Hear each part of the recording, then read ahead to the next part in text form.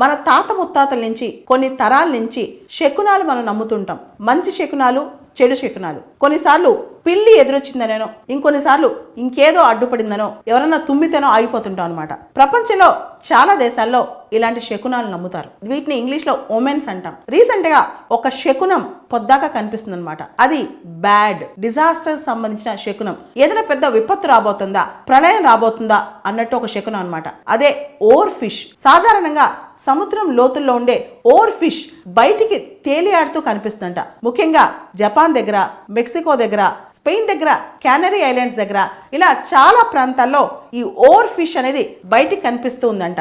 General గా or fish ని messenger of see God అంటాం, లేదా డూమ్స్ డే ఫిష్ అంటాం, లేదా ఎర్త్ క్వేక్ ఫిష్ అంటాం.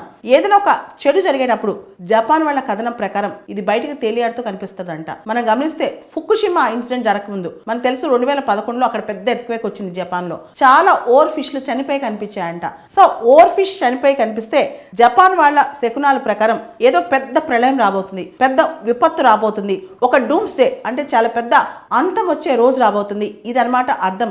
ఓర్ ఫిష్ కనిపిస్తే.